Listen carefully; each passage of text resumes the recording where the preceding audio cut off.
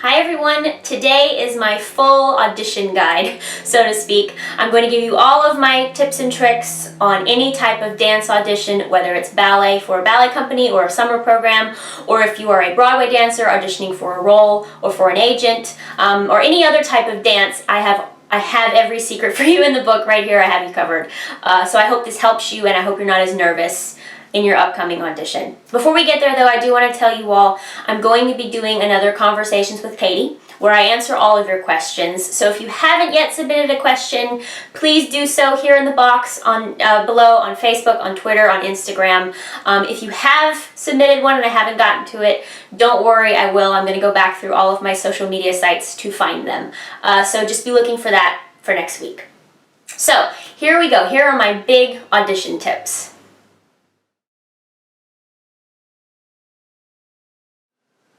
The first thing you need to do happens before you even get into the studio, before you even get into the rehearsal room, the audition space, wherever it is.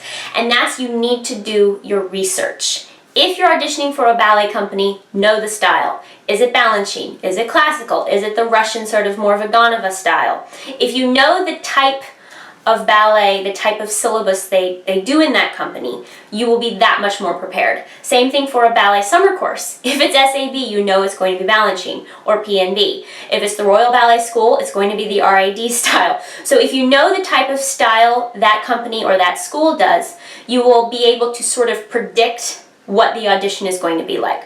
For example, in the Balanchine companies and schools, they're going to expect a pirouette with a straight back leg. If it's more classical, it's going to be bent. Things like that, the arms, the heads, you'll have a much better understanding of what they're looking for before you even go in there. Now, if you're a Broadway performer or you're a more contemporary dancer, same thing applies. Obviously, if you're auditioning for a Broadway show, know about the show, know about your character, what they're looking for. If you're auditioning for another theater company, same thing applies. But if you're auditioning for an agency, a lot of times agents will do that, especially for the Broadway and more contemporary dancers. Just know what they like. See the type of people they've taken before. Make sure you're picking a good song for yourself, or you have a nice piece of choreography that shows off your strengths, rather than again just going in there blind and saying, oh, I don't really know what I'm doing. So make sure you do your research, no matter what type of dance audition you're doing. The second tip kind of goes along with the first, and that is to be prepared. And what I mean by that is know what items, especially shoes, you're going to need. If it's a ballet company audition or a summer course audition, obviously you're going to need ballet shoes and pointe shoes. I would bring them even if you're young, just in case. If you're doing a Broadway audition or some other type of dancing audition, know if you need jazz shoes, character shoes, maybe you might need ballet shoes or pointe shoes if you're auditioning for Phantom of the Opera, something like that.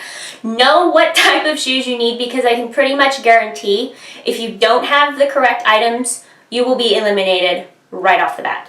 No questions asked, because that shows the company or the school or the job or the Broadway show that you're auditioning for that you're not responsible, you didn't really care, you didn't bother to prepare what you needed. So that's huge, just to have the right items. Now also you want to look your best.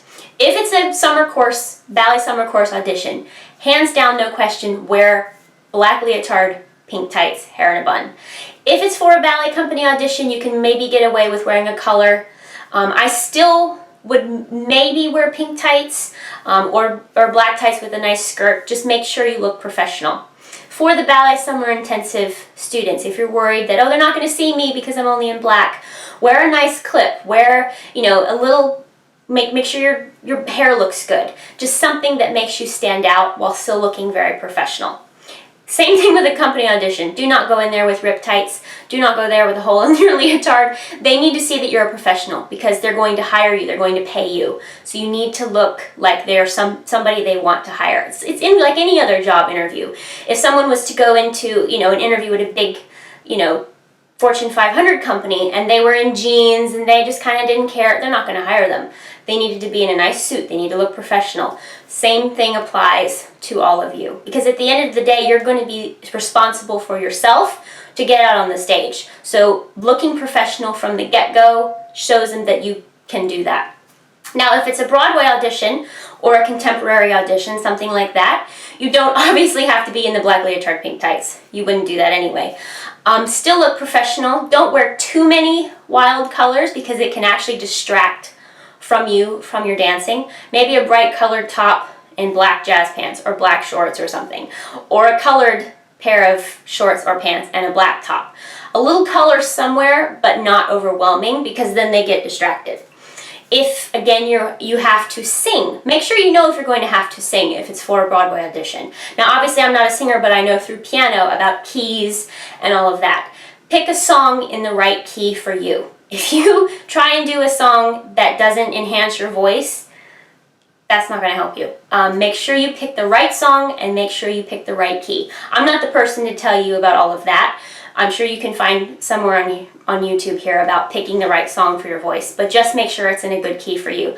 Again, that shows you off. You always want to look your best in auditions because that automatically makes you stand out, whether it's in a ballet audition, whether it's in a Broadway audition. Looking your best is the big first step you need to do.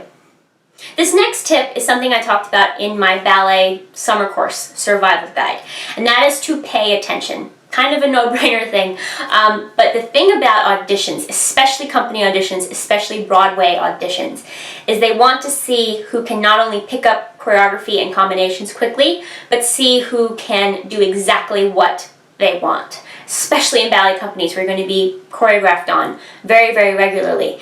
If you can't get something quickly or you don't do exactly what they say, they're not going to want to hire you. So look at the arms, look at the heads. I sound like a broken record, I said all of this then. But if you do that, that shows them that you're not only paying attention and you want to be there, but that you can actually be molded, you can be worked on, you can be used, you're valuable. So pay attention, arms, heads, everything. No matter if it's ballet, Broadway, doesn't matter what audition it is, please pay attention because they will like you so much more if you do exactly what they say. Now, the other thing is, I know it's tempting to want to be right in the front and have them see you and all of that.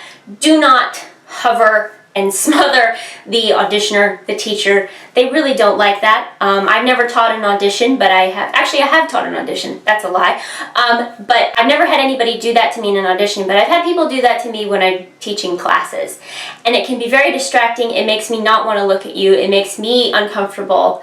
And thus, I might not want to work with you if I'm trying to hire you. So make sure you don't hover the teacher. Stand in the front. If you can't get a spot in the front, don't worry about it. Because with auditions, they make a purpose to look at everybody. They will have you go 2 at a time, 3 at a time, or 1 line across. So don't worry if you're in the very, very last line. They will see you. And when it is your turn, just do your best. They want to see people who want to be there. Nobody's perfect. They don't expect perfection. But they want to see people, again, who listen, people who want to be there. Again, I sound like a broken record from the summer course video. Listen, who want to be there, and enjoy dancing. They're not going to want to hire somebody who looks miserable every night on the stage. I can guarantee you that. Anybody who's like, this is just not the best idea. They're not going to want to hire somebody who looks miserable. So make sure in your audition, I know it can be scary, but make sure that you look like you enjoy dancing. Because then they'll say, ooh, I can put them on the stage. Ooh, they'll look good in the such and such. Because they're not just looking to take you for the company. They're automatically thinking, okay, what roles can I use them in? Can I put them here? Are they going to work in this ballet? Are they going to work in this show? If you're auditioning for a Broadway show, they're always looking ahead. It's not just about right then and there. So make sure you look like you could be put on the stage and that you enjoy being there. Another way you need to be prepared for your auditions is to take care of yourself ahead of time. 2 days before an audition, 3 days, a day before is not the best idea to go on a diet, eat something weird, stay out really late. You don't want to have any unplanned factors contribute to your audition. Make sure you're eating well, make sure you get lots of sleep, have a nice breakfast that day, or make sure you eat something before the audition. You don't want to be passing out in the middle of the audition. They're certainly not going to take you then. So just use your common sense in how to prepare for your audition, because again, they need to see you right then and there. That's your only shot to impress them. They're going to be looking down the road, as I said earlier, and they're also going to be looking at you right then. Can I use you right now? It's your one shot. A lot of times, some things, I know Disney does this sometimes, at Disney auditions, that you have to wait You can audition, you have to wait 6 months to audition again. Now, not a lot of ballet companies do that, but ballet companies don't hold auditions all the time. Neither do Broadway shows. They only hold auditions if they need somebody. So that's your one shot. So make sure you're eating well, make sure you have gotten lots of sleep. Again, look professional, as I said earlier, because you have to make an impression immediately.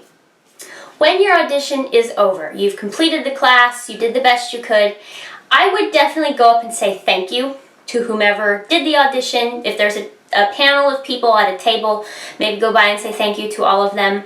Do not go up and say, well, did you like me? Did I get it? Blah, blah, blah, blah, blah, and ask 15 questions. Most of you wouldn't do that anyway. It's kind of common sense. But they don't like people who are difficult to deal with. Regardless of talent, this is a business, and I've said this before.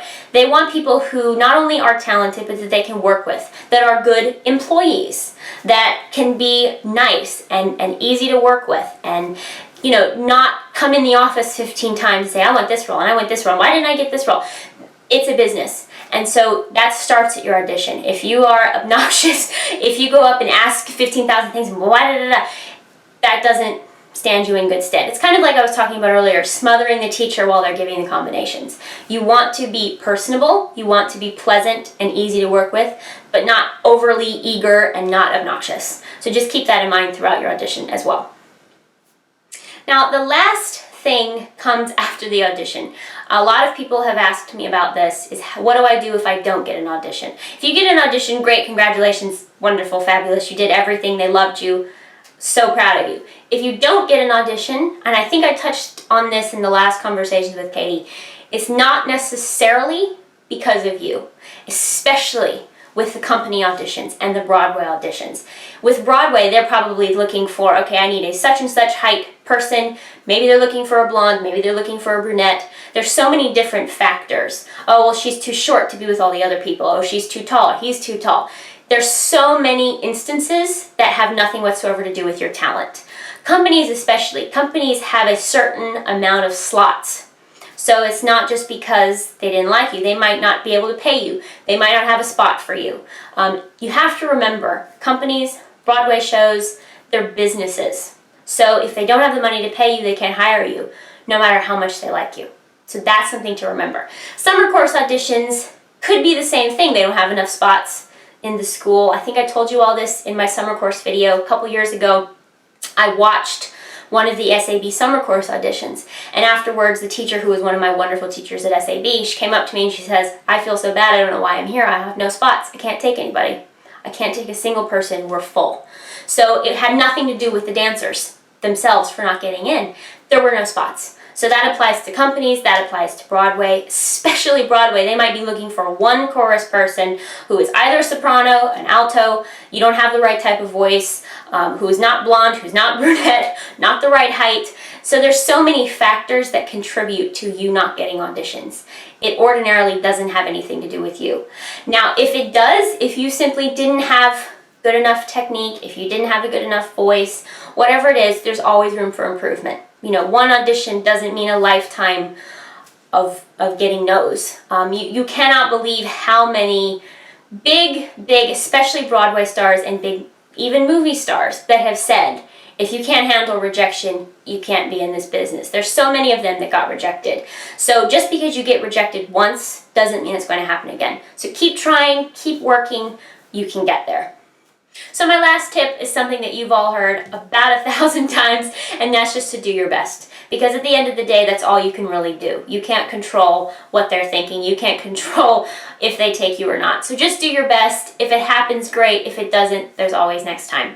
So I hope this helped all of you. I will have a coordinating blog post below in the box for you all to go and review. If you like, it will be on my blog. Be sure and get your questions in for Conversations with Katie. I will be doing that next week, as I told you all in the intro. So here in the box on Facebook, Twitter, Instagram, I have all my links in the little bar on my YouTube page. So I love you all. I hope you have a wonderful weekend, and I will see you next week.